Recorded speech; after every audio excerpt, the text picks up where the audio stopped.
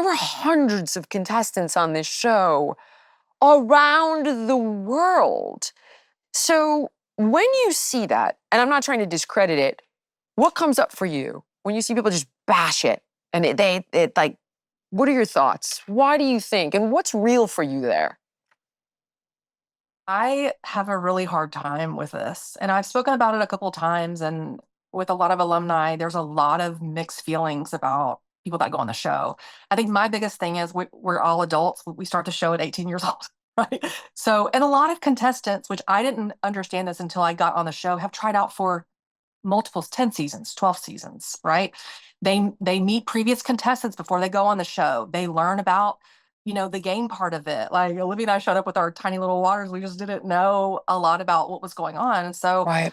my biggest thing is we also, and I know Michelle probably did too, we've been to multiple finales after our season because you get to come back and watch, which was really incredible. Everyone's happy at their finale. I've never met a contestant that is not happy at their finale. Not Mm-hmm. one. And I have probably met over 100 contestants at this point. And here's the thing, anyone that's lost 100 pounds or more is going to struggle later on. We know that. We know that it's in the science, it's in the research. That's part of the human body experience. So to leave the show and think that your life is just going to be back to normal and you're just going to keep the weight off without changing everything, not everything in like a crazy controlling way, but you do have to make significant changes. Everything. I think Everything. is Mindset, slightly, yeah, environment, yeah, absolutely. relationships. I'm with you. It's okay. You can Your say it. emotional support, Yeah. your community. Like, and to be honest, we talked about this. I mean, I get really heated talking about this. No, I want you to. Do it. We talked about this every single day.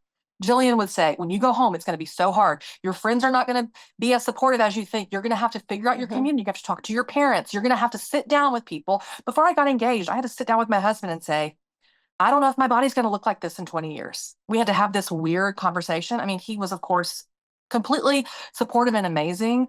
And it had been like, I don't know, 8 years since the show when we got married or whatever, something like that.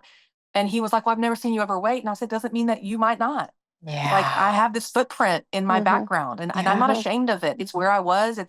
It's before I knew better. Also, you know, I think Sione said this one time to us when we met him years ago, Yeah. is he said, Biggest Loser gives us a conscience. So now we know better and we have to do better.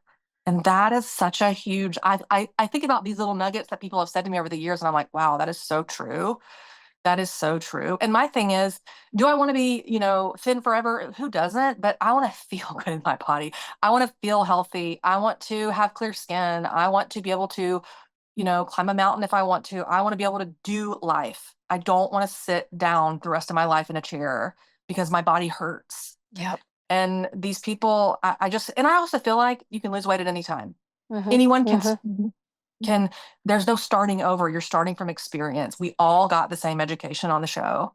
So I have such a hard time when people are so disgruntled. I understand, was production perfect? No. I mean, my season was great because we all really loved each other. We didn't really have a lot of like villainous Well, people. you definitely had the very unfortunate part of like the network trying to make my God, the Sure. trainers hate each other. That was a nightmare. Right. That was Right. like, it was a constant of like stirring up drama between the contestants, stirring up drama between the trainers until Bob and I finally were like, enough of this.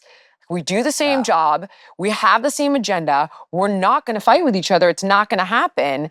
And then the minute, and they got behind it and then they changed guard and then they tried to make us go to war with Brett and Cara. It was just always, that's my personal, my little Yeah. soapbox. It was like, fuck, can't we just have some harmony? My God, it's enough every week that we have an elimination.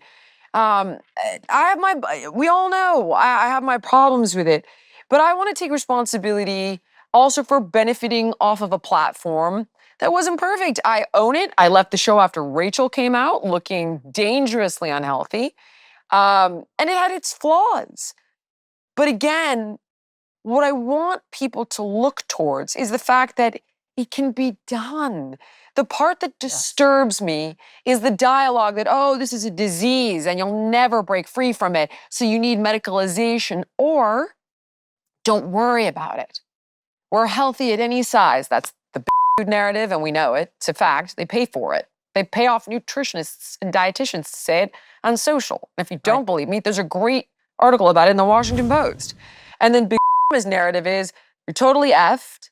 You need drugs, so you don't even bother to try. And in case you remember things like Biggest Loser, they're all effed, so don't forget it. And that's why, for me, it's so important that people hear from you guys. Thank you so much for watching. If you enjoyed the podcast, please like, comment, subscribe, and share. And make sure to let me know what guests you want to see on in the future.